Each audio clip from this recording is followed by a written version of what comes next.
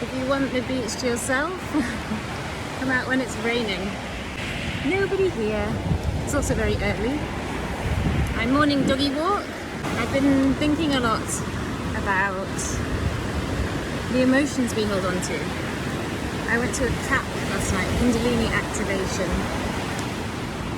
And one of the things with energy work I feel is about releasing not only stored emotions in your body, but as in physical structures, in your hips and stretching and things, but actually releasing energetic blockages. And the woman Jamila who was hosting it was amazing, just looking at the dogs. And I felt I had a really, really big block in my solar plexus. It felt like someone was pushing down on my solar plexus. And the emotions that always come up for me, the historical emotions, are shame and guilt.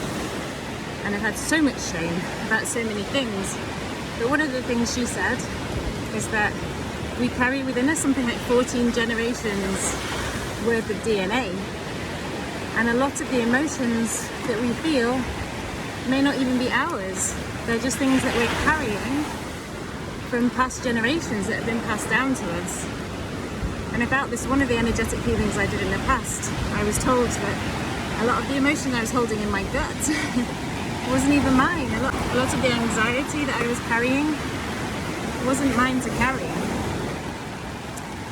And I think it's very powerful when you start to work with energy. And I practiced Reiki for many years, and I did my Reiki qualifications, Reiki Master, but as much as I think it's important to understand and learn about energy, I don't think you need a piece of paper to work with energy. I think you just need to tune into what you feel in your body. And I had some amazing release yesterday from my sacral chakra as well, which I think is where my shame and guilt is carried. And I just was crying. And then the hole in my solar plexus, the pushing feeling that I had, was just suddenly filled with light. And I had some visualizations, and it was actually quite similar for me to some of my plant medicine journeys, but less intense in that I wasn't purging in the same way that I did physically. I wasn't vomiting or emptying my bowels in the middle of the ceremony. But I cried, and crying is a form of purging. Whether people agree with that or not, I don't know. And then physical movement, some people have physical movement, which is also a form of purging and moving energy in your body. And Kundalini activation isn't a Kundalini yoga, but I just feel incredible. And weirdly, it's raining now, but it didn't rain here last night apparently, but when we started the energy work, it was beautiful and calm, and the sun was setting. And when we started the energy work, the wind came in. Suddenly there was gale force winds is an exaggeration, but strong winds, and then the rain came, and I found myself coming back into my thinking mind, thinking, oh, how am I going to get back? There's so much rain. But then when we finished, it just settled again. It was like, it felt as though we called in the weather. And rain, a lot of people don't like rain, but without rain there are no rainbows. There are no trees, no rivers, no nothing. A natural part of the cycle of life is that water goes up into the sky and it comes back down again. And we need rain to live. And it's just water. It's just water. A lot of the work, a lot of the stuff I've been doing is about reframing things. So at the minute it's absolutely chucking it down with rain. I'm walking barefoot obviously, because otherwise you go through a pair of flip-flops in about 2 weeks. And yeah, reframing things. So whatever stories you hold on to about yourself, whatever negative emotions you hold in your body, and it's about trying to release those emotions. And then about reframing your day. So I listen to a lot of Neville Goddard things, if anyone's familiar with him. So I'm focusing a lot on working on my energy, keeping my energy high. So I woke up this morning and it's raining. And you speak to people and they say, oh, I want it to be sunny. But everything for a reason. And if you embrace the rain and see it as a good thing, isn't it amazing that the rains come because it waters the plants and the trees and everything is more lush. There's nobody on the beach, so I have the beach to myself. It's just me and the doggies. And it's just beautiful. And what happens in the world is water goes up into the air and it comes back down again. And everything feels calmer and more gentle, and it's cooler. It's a break from the heat. It's actually really beautiful when it rains. And it's the same with everything in life. If you wake up in the morning and you decide that only good things are going to happen to you today, and then you use something called confirmation bias.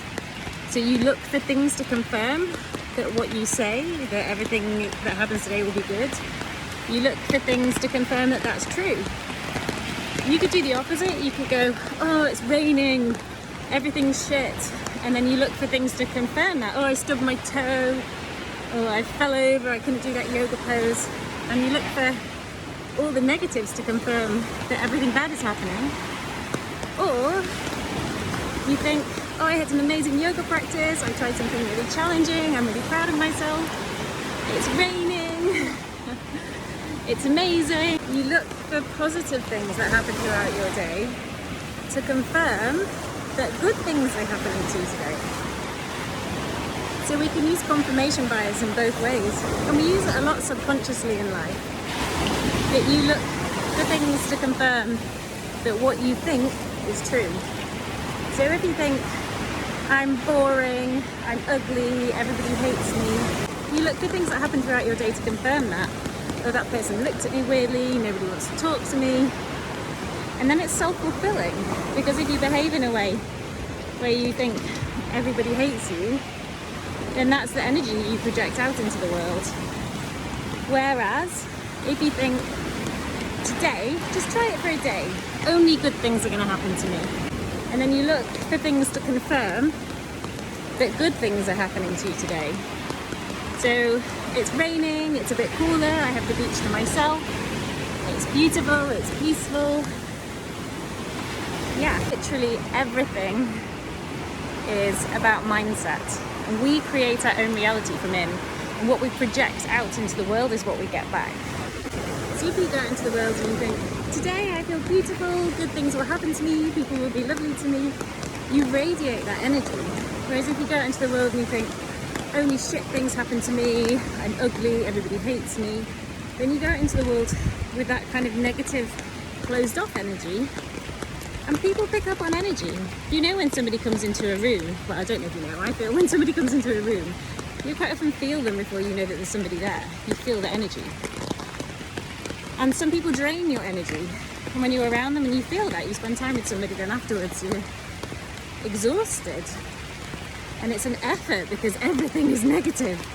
But there are other people, and I'm not talking about toxic positivity, I'm just talking about people who are energetically trying to vibrate higher by focusing on what they can control in their own world and looking for positivity in their day. So it's the little things, and the little things turn into big things, and the big things turn into your dreams coming true.